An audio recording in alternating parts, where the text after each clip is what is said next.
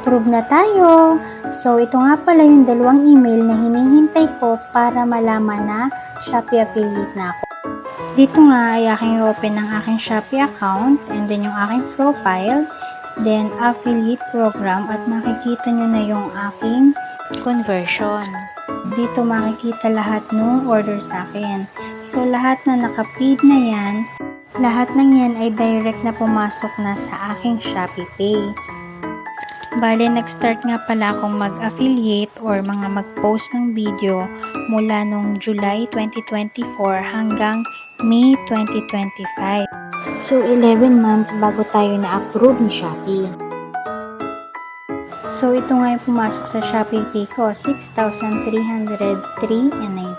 So, tinransfer ko siya from Shopee Pay to my bank account. So, yan. Bale, nakakuha ko ng 6,203 at winidraw ko na rin siya. Ito, at bumili nga ako ng pizza para sa konting celebration dahil meron tayong na-receive na blessing. So, yun lang po. Thank you!